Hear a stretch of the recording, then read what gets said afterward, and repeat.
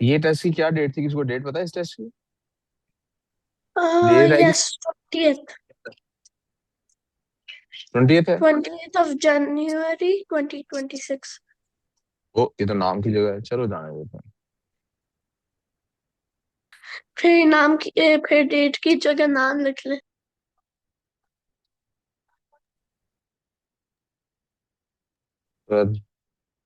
Please allow him conditionally on the promise to behave. क्या date है आज भी? आज क्या डेट ट्वेंटी है? थ्री 23। 2 है कि 3 है? 23 है सर। 3 है। पढ़ के फिर जाइए अंदर। चलो जी, 2026। बिस्मिल्लाहिर्रहमानिर्रहीम। The diagram shows two sides of a parallelogram. हमारे पास पैरेललोग्राम की दो साइड्स हैं। Find the coordinates of point D. Parallelogram है, क्या है? तो भाई यही इसका क्लू है कैसे करना। मैंने कहा था सबसे पहले क्या किया करें, कोऑर्डिनेट्स लिखिया करें। इसके कोऑर्डिनेट्स हैं -7 और 5। सर अब तवज्जो किधर चाहिए सर? आपका टेस्ट कहाँ होना चाहिए? आपके सामने तवज्जो कहाँ होनी चाहिए? काम पे। ठीक है सर। कोऑर्डिनेट्स लिखे सारे बच्चे इनके अब। -1 और 1 और 3 और 3। पैरेललोग्राम है ना, तो पैरेलल है। तो क्या है? पैरेलल है। इसका मतलब है ये जब BC को अगर हम देखेंगे, वो जो न्यू लाइन है वो इस लाइन के पैरेलल होगी, वो इस लाइन के। अब क्या करूं? बी में से बी और सी के एक्स कंपोनेंट में जो डिफरेंस है, बी और के एक्स कंपोनेंट में जो डिफरेंट है, सी का एक्स कंपोनेंट क्या है? 3। बी का एक्स कंपोनेंट 1। तो दोनों में -1 है, क्या है? तो -1 क्या बन गया? 3 + 1 क्या बन गया? 4। बी से सी में जाने के लिए आपको 4 ऐड करने पड़ते हैं। एक्स कंपोनेंट की बात हो रही है। तो ए से भी एक्स एक्सिस पे कितने ऐड करने पड़ेंगे? 4। 1 2 3 4। अभी हमारे पास डी पॉइंट नहीं निकला, क्योंकि अभी हमने एक्स कंपोनेंट को देखा। अभी मैंने हल किस कंपोनेंट को देखा है? अभी बी से सी तक जाने के वाई कंपोनेंट को भी देखना है।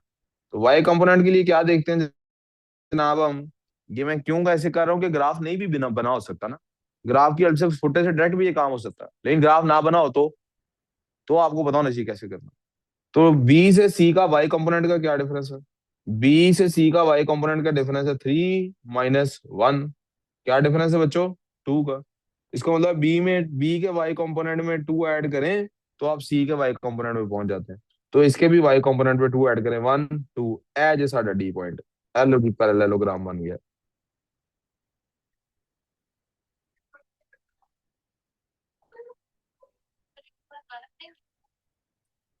इसके बने हमारे पास कोऑर्डिनेट्स -3 और 7। अब बोलो क्या कह रही हो?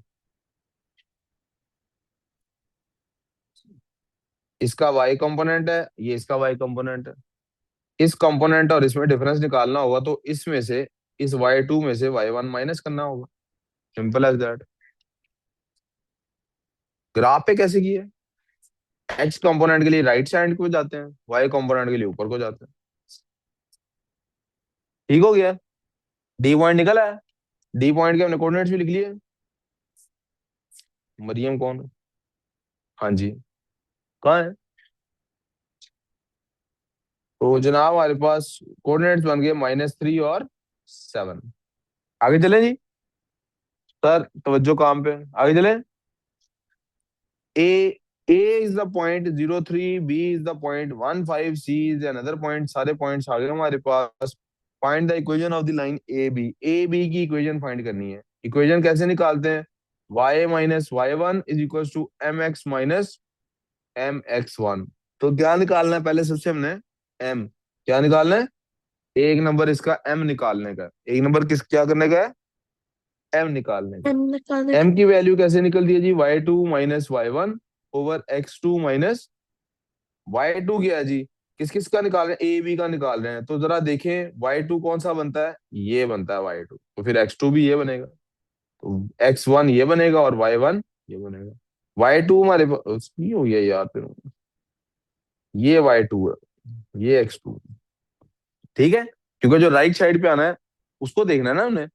तो y2 क्या हमारे पास 5, वो कर ध्यान काम पे नहीं है यार, -3/1 -0, विच इज बेसिकली 2। क्या है m की वैल्यू निकली 2। y-3 equals to 2x -2 × 1, y equals to 2x -2 + 3, y equals to 2x + 1। तो मसला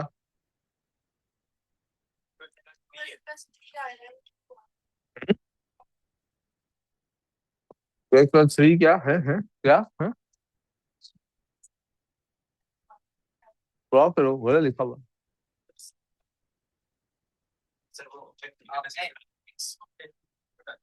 मैंने x की वैल्यू को क्या किया है, ओहो सॉरी बच्चों, x की वैल्यू ये लेनी थी, तो यहाँ 0 आना था, तो यहाँ 0 आना था, तो ये तो नहीं होना था यहाँ पे, तो 2x + 3 आंसर आना था। Thank you for highlighting the problem. ठीक है जी, मिनरल आपको पता लगा है क्या हुआ है? ये आज के टेस्ट में भी पता लगना चाहिए। The gradient of the line is, एक ग्रेडियंट है BC, उसकी लाइन हमारे पास आ गई, find the value of P की वैल्यू फाइंड करनी है। अब क्या करेंगे, पहले तो इसको मिटाएं यहाँ से, आप तो नहीं मिटा सकेंगे, पेपर में तो लिखिएगा ही रफ में। अब देखें बेटे, अब हमने लाइन है हमारे पास BC, लाइन क्या है हमारे पास, ये होगा y2, ये होगा x2, ये होगा y1 और ये होगा x1। कैसे मैंने जज किया बोला, क्योंकि लाइन BC है, CB नहीं है।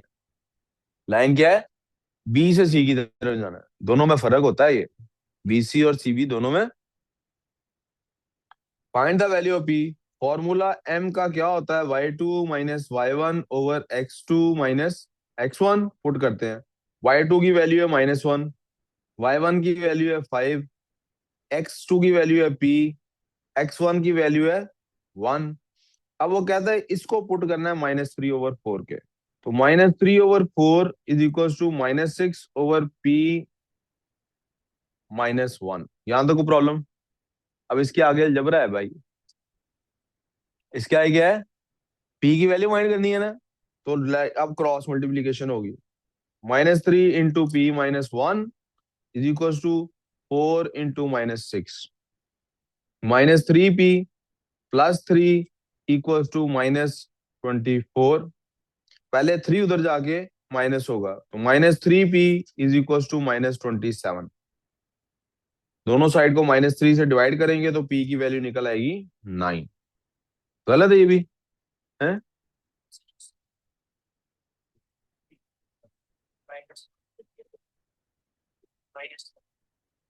माइनस थोड़ी ना होना है।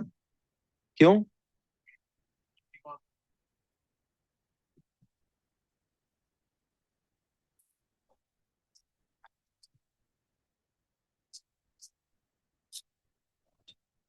हम्म, आगे चले हमदान साहब, कोई तो तवज्जो, काम भी साथ करो, आपने ये नहीं किए हुए sir. The coordinates of the mid point of the line A B are, ये को मिड पॉइंट है लाइन ए बी, वही सवाल है, नहीं न्यू सवाल है। लेंथ उसकी 10 यूनिट है, लेंथ उसकी कितनी है, ये मिड पॉइंट है, इसका मतलब अगर ये ए बी लाइन है, if this is A and this is B, तो यहां से लेके यहां तक 10 है वैल्यू, कितनी वैल्यू है, और जो बिल्कुल सेंटर में मिड पॉइंट आता है, इसके कोऑर्डिनेट्स हैं 1 और 2। कहता है जी if the gradient of the line is 0, चलो अच्छा हुआ, 0 ग्रेडियंट होती है हॉरिजॉन्टल लाइन, कौन सी लाइन होती है, find the coordinates of A and B, A और बी के फाइंड करना है। तो जब हॉरिजॉन्टल लाइन है, y की वैल्यू चेंज होगी नहीं, तो फिर y इधर भी 2 है, इधर भी 2 है, समझ आ गई ये बात। x की वैल्यू चेंज होगी, कैसे, 10 यूनिट्स है ना टोटल, 5 लेफ्ट पे हैं 5 राइट पे हैं, 5 लेफ्ट पे हैं 5, तो x में से 5 माइनस करें, 1 - 5 क्या होता है? -4। और x में 5 ऐड करें, 1 + 5 क्या होता है? 6। ऐसा पॉइंट भाई, 5 पॉइंट लेफ्ट पे जाना, 5 पॉइंट राइट पे जाना, 10 नहीं है टोटल वैल्यू उसकी? 10 है ना टोटल वैल्यू। तो फिर भाई साहब इस तरह से देख लें इसको। कहाँ हो तुम? यहाँ हो तुम। सर लाइन है ये, गौर करना है अब आप सबने, क्योंकि ये मैं मिटा दूंगा। 10 है लाइन की वैल्यू। 10 यूनिट हो गए। यस। मिड पॉइंट है यहाँ पे। उल्टा हटाऊंगा तो बात बनेगी अब। उल्टा नहीं हटाएंगे हम ये काम करेंगे। ये है जी मिड पॉइंट। अब हमें यहां पर कहीं पे ए है। सर प्लीज तवज्जो काम पे। ये ए है और ये बी है, सामने देखना है सिर्फ।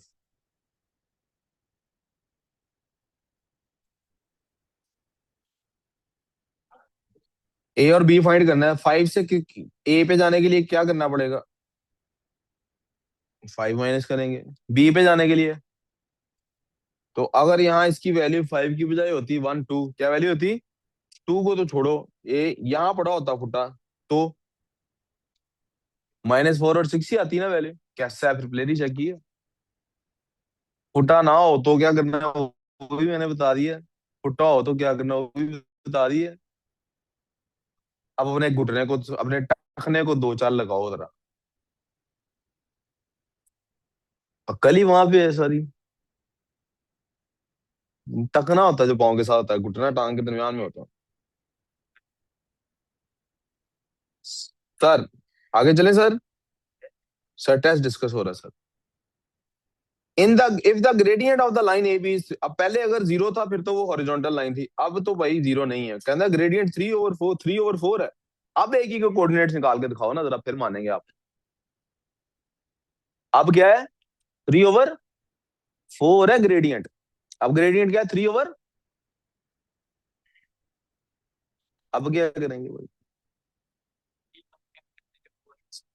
हम्म। हम्म। 3y में ऐड करते हैं, 4x में ऐड करते हैं। ये y और x की वैल्यू है। 3 जी। हाँ आप पूछ लो। कौन सा 2? सर हॉरिजॉन्टल लाइन है ना सर। सर हॉरिजॉन्टल लाइन हो तो y की वैल्यू चेंज नहीं होती ना सर।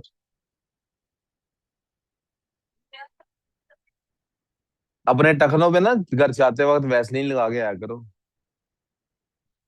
क्योंकि जब जब हम जिनके सर में होते हैं उन्हें हम कहते हैं सर में थोड़ा सा रोगन वो डाला करो, तेल डाला करो ना, जैतून का शतून का, दिमाग को थोड़ी पावर मिले। तो आप लोग टखनों पे जरा ड्राई है ना।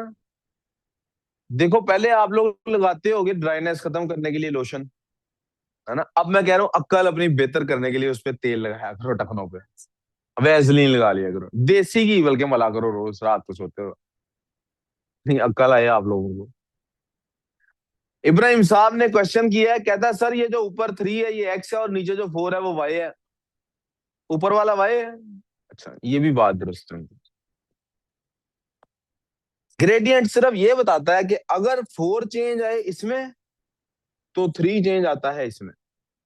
यानी अगर एक्स के अंदर 4 का चेंज आएगा किसी भी वैल्यू में, तो 3 का चेंज आएगा वाई के अंदर।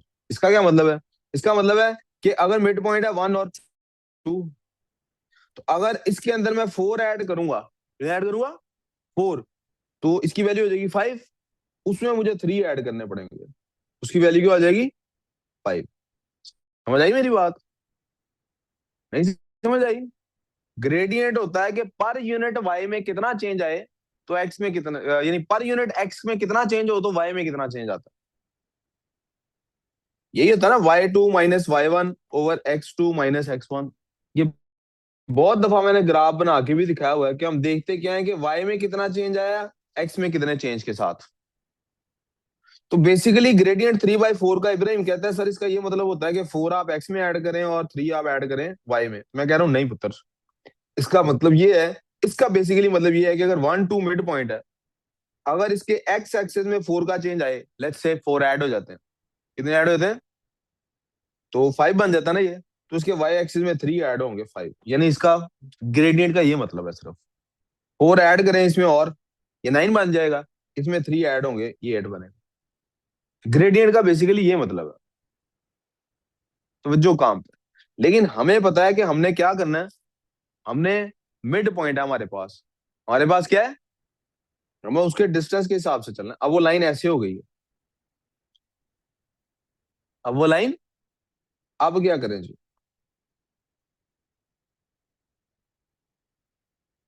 एक सेकंड सर, अच्छा जी।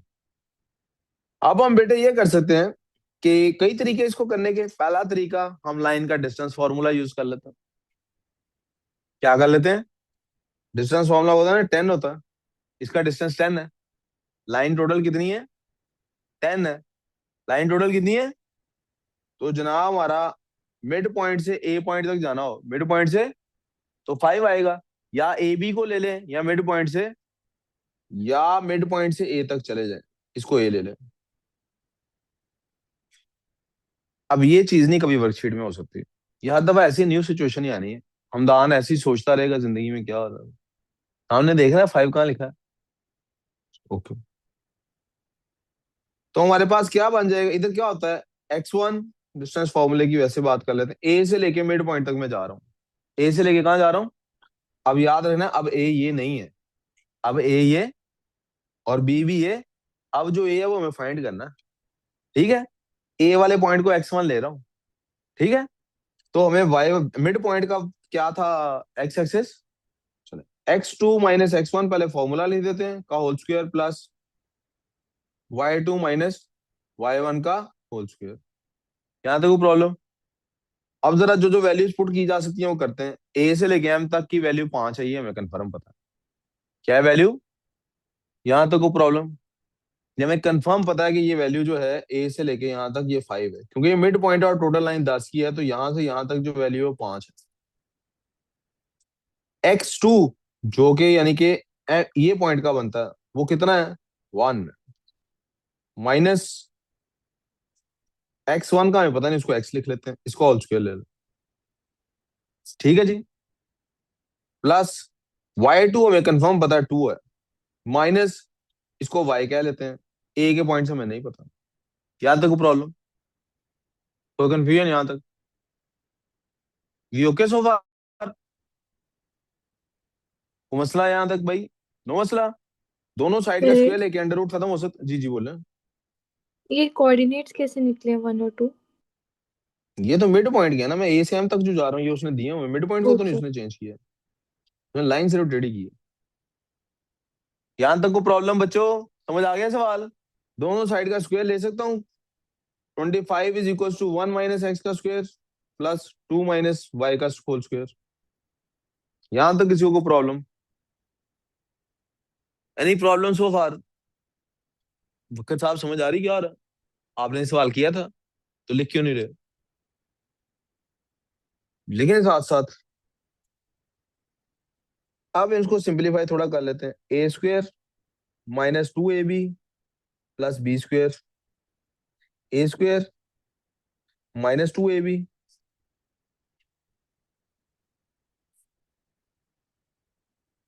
4y बन जाता 2ab इसका, प्लस b²। यहाँ तक को प्रॉब्लम, इसको मैंने साइज थोड़ा इसका छोटा कर लूं सारी चीज का, ताकि इतनी जगह में फुलफिल हो जाए सारा कुछ।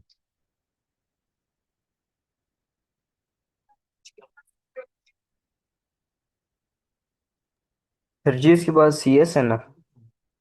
जी जी, हाँ जी प्यारे बच्चों, यहाँ तक किसी को मसला तो नहीं। अब इनको थोड़ा सा और सिंप्लीफाई कर लेते हैं। कैसे, नंबर से सारे इस तरफ ले आते हैं। 25 -1 -16, क्योंकि ये जो 4 का स्क्वायर है 16 होता है,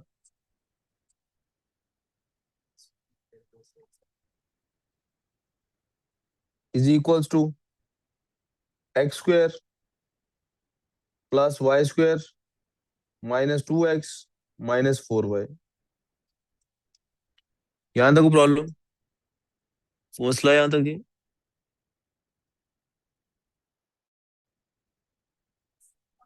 यस और नो। आगे चलते हैं जनाब।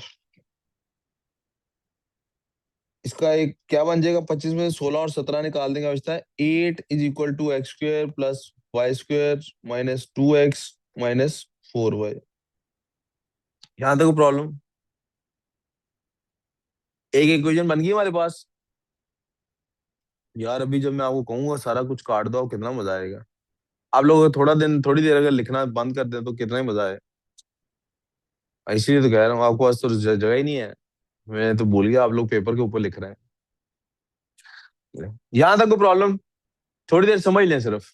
मैंने इस सारे को इरेज करना है इस तरीके, क्यों इरेज करना है, क्योंकि ये है सिर्फ 2 नंबर का सवाल ना, मैंने इतनी सारी वर्किंग से करना नहीं था। मैंने आपको शॉर्टकट बताना है इसके बाद। यहां तक कोई प्रॉब्लम। अभी तक जो हमने किया है किस बेसिस पे किया है, क्या क्या हो सकता है। प्लीज प्लीज सामने तो जो जो तरीका आपने कहा हमने करने की कोशिश की, हम उसको अप्लाई करके देख रहे हैं क्या क्या हो रहा है। एक इक्वेशन बन गई हमारे पास। मिड पॉइंट से हम यही डिस्टेंस फॉर्मूला से यही निकाल सकते थे। क्या हम इसका ग्रेडियंट भी नहीं इसी तरह से एक्स और वाई के साथ बना सकते? क्या हम इसका ग्रेडियंट बना सकते हैं इस तरह से कि नहीं बना सकते? ग्रेडियंट का क्या फॉर्मूला होता है? m is equal to y2 minus y1 over x2 minus x1। Yes, gradient उसने दिया हुआ है 3/4 है। यही दिया है ना ग्रेडियंट उसने। y2 हमने किसको लिया था अभी थोड़ी देर पहले, 2 को। 2 माइनस, और y1 को क्या ले लिया था, y। और x2 किसको लिया था, 1 को। माइनस x2 किसको लिया था, x को। क्या इसको भी रीअरेंज कर सकते हैं हम? 3 into 1 - x equals to 4 into 2 - y। 3 - 3x equals to 8 - 4y। Sir आपने क्या किया? बेटे ग्रेडियंट का फॉर्मूला लगाया। I mean like 3 1 minus x वाला। 3 into 3 1 * 3, 3 - x = 3x। Cross multiply है ना, ये वाली जो पोर्शन है सारा, इसको उधर ले गया हूँ Saying मल्टीप्लाई how करने के did you लिए। convert? Oh, okay. और इस साल 4 को उधर ले गया। अब आ जाते हैं जनाब इसको भी रीअरेंज करने में। अब क्या होगा, 3 - 8 is equal to 3x - 4y। को मसला बच्चों यहां तक? क्या हमारे पास दो इक्वेशंस बन गई? कितने वेरिएबल हैं इन दो इक्वेशंस में? क्या साइमल्टेनियस है, इसको अब सॉल्व किया जा सकता है कि नहीं? दो इक्वेशंस बन गई ना दो वेरिएबल के साथ, यस और नो? दो वेरिएबल्स के साथ दो इक्वेशंस बन गई, तो इसको इसमें से एक में से एक्स की वैल्यू निकाल लें। -5 is equal to 3x - 4y। एक में से एक्स की वैल्यू निकाल लें, निकाल के दूसरी में पुट कर लें, आपके पास वैल्यू आ जाएगी वाई की। ये बहुत मुश्किल है तो क्या हुआ, किया तो जा सकता है ऐसे कि नहीं? किया तो जा सकता है ऐसे कि नहीं? मेरा सवाल सिर्फ यहां तक है कि किया जा सकता है कि नहीं। मैं चाहता हूं पेपर की तरफ आपकी अप्रोच ऐसे हो, फंसे नहीं कहीं पे। इस क्वेश्चन को आप एंड पे कर लें, आपको पहली गो में समझ नहीं है, एंड पे कर लें, रुके नहीं। आपके पेपर पे खाली जगह जब छूटती है ना, तो वहां मुझे थोड़ी तकलीफ पहुंचती, यार आपने कोशिश क्यों नहीं की? दिस इज नॉट मैट्रिक और FSc. You are not now in 7th और 8th ग्रेड के जो क्लास में क्वेश्चंस कराए जाने वही पेपर में आना है। Every time in every paper the situation will be different. पूछ वो वही बातें रहा होगा। कुछ नहीं, क्या मिड पॉइंट का हमारे पास कॉन्सेप्ट नहीं है? क्या हमें नहीं पता कि जो टोटल ए और बी, बेटा आपकी नहीं बात कर रहा, बाकी की कर रहा हूँ, जो ए से बी का जो भी डिस्टेंस है, मिड पॉइंट तक हाफ डिस्टेंस होगा। क्या ये सेंस नहीं है हमारे पास? क्या हमें ग्रेडियंट के फॉर्मूले का नहीं पता है? क्या हमने पीछे अलजेब्रा में साइमल्टेनियस इक्वेशंस नहीं पढ़ी है? क्या हमें इक्वेशन बनानी नहीं आती है? तो आप इसको अप्लाई क्यों नहीं कर रहे? यानी नो बडी कुड से कि सर ये सवाल सॉल्व नहीं हो सकता था। ये हो गया, ये पुत्र इधर से 3x को सब्जेक्ट बनाओ। ये क्या होगा, 4y - 5/3। 4y - 5/3, ये x की वैल्यू निकल आएगी। उठा के ये लेफ्ट हैंड साइड वाली इक्वेशन में पुट कर दो, सॉल्व हो जाएगा। क्वाड्रेटिक बनानी पड़ जाएगी। मैं आगे सॉल्व इसलिए नहीं कर रहा, वाई स्क्वायर में होगा ना, क्वाड्रेटिक बनेगा। क्वाड्रेटिक इक्वेशन मिड टर्म से नहीं होती, फॉर्मूला लगा के कर लेंगे। दो वैल्यू की वाई की आ जाएंगी कि नहीं आएंगी आपके पास, उससे दो एक्स की भी वैल्यूज आ जाएंगी कि नहीं आएंगी, वो आपके आंसर्स बन जाएंगे। ए और बी के आंसर्स नहीं चाहिए थे आपको? यस। आप रुक नहीं सकते, आप रुक।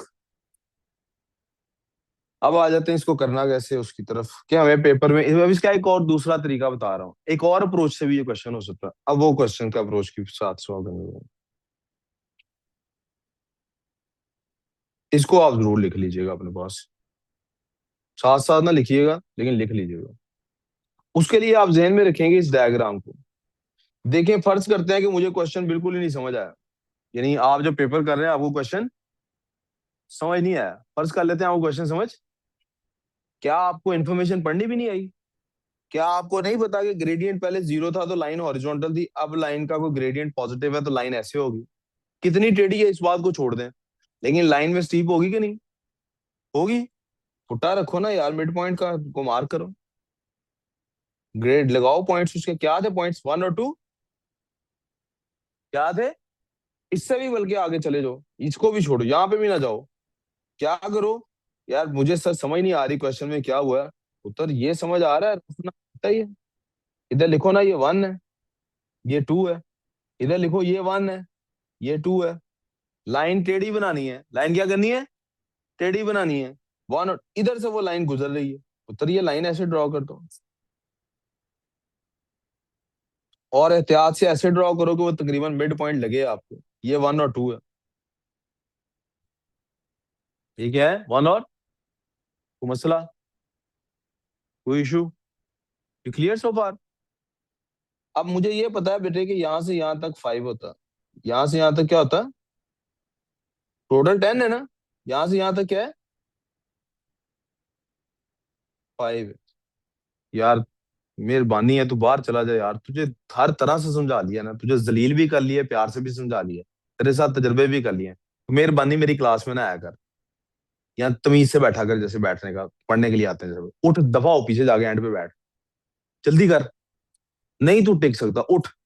मैं नहीं, अब आज से मैंने नहीं तुझे समझाना, तू बाढ़ में जा, उठ के पीछे चला जा, मुझे मुझे इस पे गुस्सा आ जाएगा इसकी तेरी वजह से, उठ पीछे चला जा, जल्दी कर।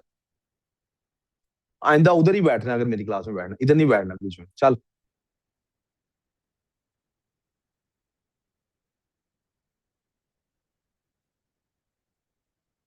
अब जरा गौर कीजिएगा, क्या ये बात आपको समझ में है कि ये हमेशा एक राइट एंगल ट्रायंगल होती है? यस, होती है। क्या आपको ये बात समझ है कि इस पे पैथागोरस थ्योरम नाम की कोई बला लगाई जा सकती है? यस, ये भी समझ में है आपको। तो इसका मतलब है ये जो वैल्यू है यहां से यहां तक, इस वैल्यू को एक्स लेते हैं और इस वैल्यू को वाई लेते हैं। तो हमें पता है ना, वो एक फॉर्मूला होता है हमारे पास, x² प्लस वाई स्क्वेयर का होल अंडर रूट, ये इक्वल टू किसके होता है, 5 के। यस और नो, यस और no, yes, we good so फार।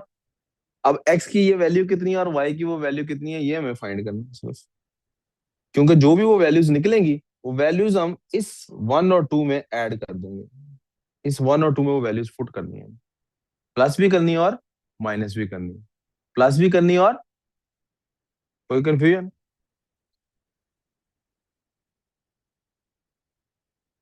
1 और 2 तो साइड पे लिखा ही हुआ था हमने।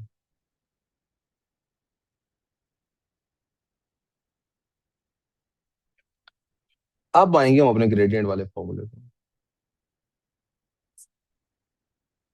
y2 minus y1 over x2 minus, ठीक है बेटे। अब हम 1 मिनट के लिए ले लेते हैं इस पॉइंट को x और y,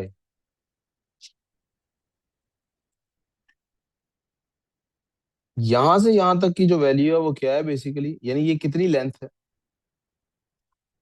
यहाँ पे जो पॉइंट आएगा हमारे पास, ये जो पॉइंट x आएगा, ये कैसे आएगा, इस लेंथ को माइनस करके, ये जो लेंथ है इसको माइनस करके ये पॉइंट आएगा। मैं आसानी के लिए समझाने के लिए इसको ए और बी कह देता हूँ। This is your A and this is your B, और जो फॉर्मूला है उसमें भी हम क्या कर देते हैं, ए स्क्वायर प्लस बी स्क्वायर का होल अंडर रूट होता है सी के इक्वल। मुझे बेसिकली यहां से लेके यहां तक का डिस्टेंस फाइंड करना है, और यहां से लेके यहां तक का डिस्टेंस फाइंड करना है। अब आपको याद होगा हमने नंबर वाले चैप्टर में कुछ स्क्वायर्स याद किए हुए हैं। क्या याद किए हुए हैं? क्या याद किया हुआ है हमने? भाई 5 का square is equal to a square plus b square. भाई 5 का स्क्वायर होता है 25। भाई कौन से दो नंबर हैं जिनका स्क्वायर ऐड होके 25 बनता है? ये हमने स्क्वायर्स में नंबर्स में पहले पढ़ा हुआ है। कौन कौन से? शाबाश। 3 का स्क्वायर और 3 3 जा 9। ये यहां से आगे का जो काम है वो सिर्फ समझाने के लिए कि ये 25 के इक्वल बनता है। असल फोकस किस पे रखना है? ये नंबर 3 और 4 पे। बेटा ये है, ये 4 और 3 मेरे पास आ गए। This was the shortcut. Mental maths के लिए हमने डायरेक्ट शॉर्टकट जो स्क्वायर्स याद किए हैं उनको इस्तेमाल किया। हमें पता है 5 तभी इसकी वैल्यू आ सकती है जब ये 3 और 4 हो। क्या हो? जब ये 3 और 4 हो। क्या इधर से इधर तक का डिस्टेंस 5 है, तो यहां से यहां तक का कितना डिस्टेंस होगा? 5 ही होगा ना? क्यों? क्योंकि टोटल डिस्टेंस कितना है? तो मुझे बताइए जरा, मुझे 1 और 2 अगर मेरा मिड पॉइंट है तो मुझे ए पॉइंट निकालने के लिए 1 में ऐड करना पड़ेगा या 1 में से सब्ट्रैक्ट करना पड़ेगा? सब्ट्रैक्ट कर। क्या सब्ट्रैक्ट करूंगा? 1 मेरा एक्स एक्सिस है ना बेटे। 1 क्या मेरा? तो मुझे एक्स वाली वैल्यू सब्ट्रैक्ट करनी है ना। क्या सब्ट्रैक्ट करूंगा? 3। तो 1 में से 3 माइनस करें, क्या बनता? नहीं बेटे, -2। और ये मेरा आया अभी एक्स एक्सिस। क्या आया मेरा? बी में बी फाइंड करने के लिए 1 में ऐड करूंगा कि सब्ट्रैक्ट करूंगा? बी के लिए भी सब्ट्रैक्ट करूंगा। पाई है जो मिड पॉइंट है, तस्वीर बनाई हुई उनते। ए पीछे है, बी आगे है, तो बी के लिए क्या करूंगा? ए- यार पिछले ही पार्ट्स को मद्देनजर रख लें। पिछले ही पार्ट में आपके सामने मैंने किया नहीं 5 को ऐड और सब्ट्रैक्ट, किया कि नहीं किया? अब 1 में, अब एक्स में ऐड होगा तो 1 प्लस 3 की क्या वैल्यू आएगी? 4। ये दोनों का कौन सा पॉइंट निकला है? एक्स एक्सिस वाला। कौन सा पॉइंट निकला है? अब वाई एक्सिस के लिए इन दोनों में सिर्फ वाई माइनस और प्लस करूंगा। जी, वाई क्या है मेरे पास? 2। 2 में से कितना माइनस करना है मैंने? वाई कितना निकला था मेरा? 4। कितना निकला था? तो 2 में से 4 माइनस करूंगा, क्या वैल्यू आएगी? -2। ये मेरे ए के कोऑर्डिनेट्स बन गए। और 2 में 4 ऐड करूंगा बी निकालने के लिए, ये मेरे दूसरे कोऑर्डिनेट्स निकल आए जनाब। हेलो जी, ए क्या बना है जी? -2 -2। बी क्या बना है? 4 और। जी ठीक है। इसलिए ये सवाल इस तरह का करना भी एंड में चाहिए कि कभी कभी बंदा फंस भी जाता है। I can understand that. लेकिन अब ये नहीं कभी ऐसा, अब आप लोगों को इस सारे में से सवाल ये पूछना चाहिए, सर इब्राहिम तो शुरू से ही कह रहा था 3 प्लस और माइनस कर लें। उसको क्या था वैल्यू इब्राहिम? 3 और 4 को शुरू से यही कह रहा था ना, सर उसके लिए 3 को यूज कर लें, उसके लिए 4। ऐसे ही कह रहा था ना आरविक? आपने देखा कि उसके अंदर लॉजिक में प्रॉब्लम क्या है? पर ये सिंप्लीफाइड वर्जन भी तो हो सकता है ना ग्रेडियंट उन पॉइंट्स का। ये 6/8 की वैल्यू भी तो हो सकती है। 6/8 भी 3/4 ही बनेगा ना। ये 12/16 भी तो हो सकता था ना। तो उसकी सिंप्लीफाइड वैल्यू 3/4 ही आनी थी ना। इसलिए एक तो इस वजह से नहीं यूज कर सकते। दूसरी वजह, आप देखें मैंने 3 को किसके लिए यूज किया और आप किसके लिए यूज कर रहे थे? आगे चले अब। क्वेश्चन नंबर 4 बेटे। The line 2y equal to 6 minus 3x meets the y-axis at A and x-axis at B. अब जरा देखिएगा, जब कोई लाइन x एक्सिस को मिलती है। जी जी, रुक गया रुक गया रुक गया।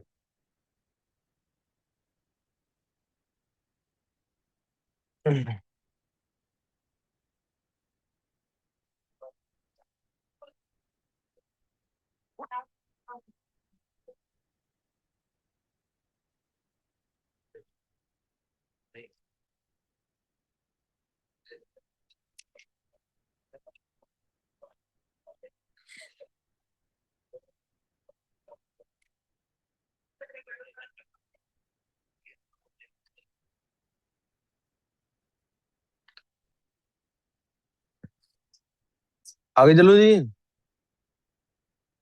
लाइन है जी, एक्स एक्सिस को ए पे मिलती है, meets y axis at A and x axis at B. इसका मतलब है लाइन कैसी है भाई, ये ऐसी लाइन है, दिस इज द लाइन भाई, this is A point, this is B point.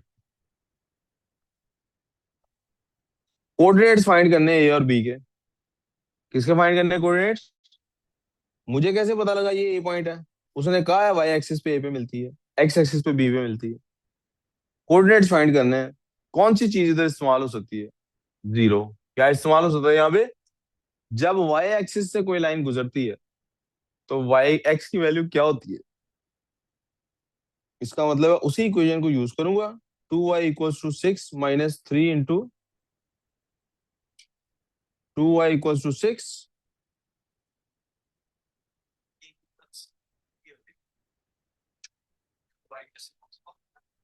0 3। लान हो रही, मैं इसलिए सिर्फ लिख रहा हूं, आप सुनते जाए।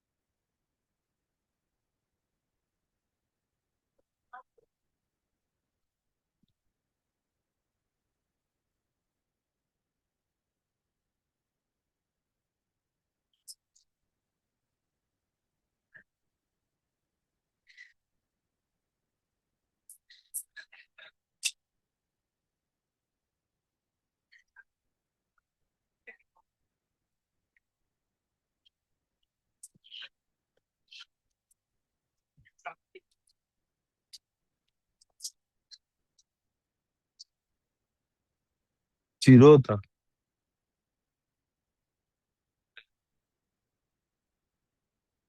काम करो, सॉल्व करो जल्दी।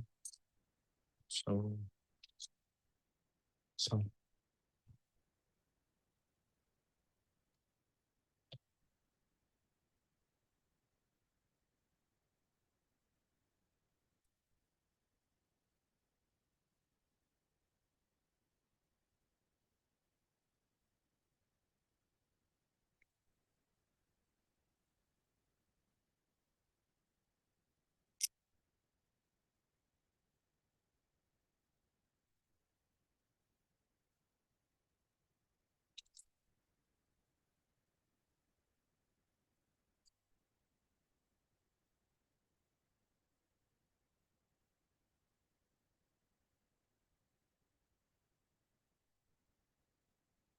सर, जी बेटे। सबसे पहला दिखाएंगे, मैंने स्क्रीनशॉट लेनी है।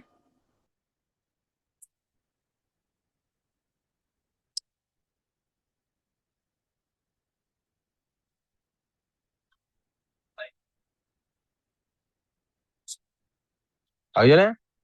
हो गया।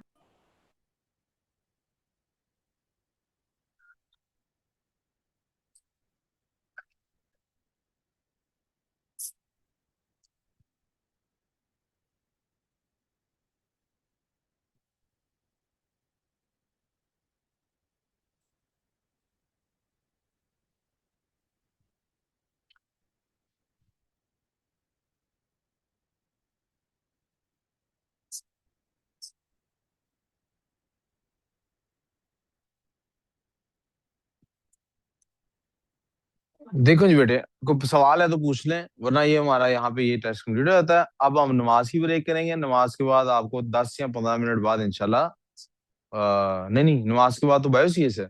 बायो सी एस के 10 या 15 मिनट बाद आपको मैथ्स का टेस्ट मिल जाएगा। ठीक है? जिनकी इंग्लिश की लिसनिंग की क्लास नहीं है उनको सारे टेस्ट करें। आप में से किसी की भी इंग्लिश की क्लास है? आप तीनों की है? आप तीनों चारों को जो है वो बाद में कर मेरी लेंगे टेस्ट इंग्लिश की बात। जी, कब है? मेरी है अने इंग्लिश। जी जी ठीक है बेटा, आज इंग्लिश में लिसनिंग का टेस्ट ही होना है ना। हाँ जी बच्चों, कोई मसला, आपका सवाल? कोई भी नहीं? समझ आ गई? नो। अब मेरी बात जब सुन लें प्लीज, मैं हम्बली रिक्वेस्ट कर रहा हूँ। गलत आंसर करेंगे कोई बात नहीं, खाली छोड़ेंगे तो मुझे दुख पहुंचेगा। मुझे दुख इसलिए नहीं पहुंचेगा कि आपका चेहरा खाली, ओ पेज खाली देख के मुझे अफसोस होता है। दुख इसलिए पहुंचेगा कि मुझे लगेगा मैं बच्चों को ये नहीं सिखा पाया कि कोशिश फिर भी करते ही है, कुछ ना कुछ तो कोशिश करें। पता तो लगे आपने दिमाग चलाने की कोशिश की है। डोंट पैनिक वाले सब पॉइंट उसूल को याद रखें, नंबर 1। नंबर 2, बेटे जो भी हो रहा है आपसे आप कर रहे हैं, गलत हो रहा है लेट्स से, तो इसका मतलब ये कैसे हो सकता है कि मैंने अब करना नहीं है? जब कोई प्रैक्टिस कौन सी चीज की जाती है? जो आपको आती होती है, जो नहीं आती होती। तो फिर आप ये कैसे कह, दोबारा टेस्ट है आज, गलत देंगे मैं फिर कल टेस्ट लूंगा, गलत देंगे फिर टेस्ट लूंगा, गलत देंगे। जब तक आप ठीक नहीं होंगे तब तक टेस्ट होता रहना है, तब तक मैंने टेस्ट सॉल्व करके दिखाते रहना है, मैंने अगले टॉपिक पे नहीं जाना। जब तक आप लोगों में से कम मुझे ये नहीं शो करा देना कि यस कोई ग्रेस बन गई है हमारी। इसलिए आप भी फंस गए और मैं भी फंस गया हूँ। ठीक है? जब भी किसी सवाल पे फंसे 2 मिनट के लिए वक्त तवक्कुफ करें, स्टे करें, अगले सवाल पे जाएं, वापस आए उसके ऊपर।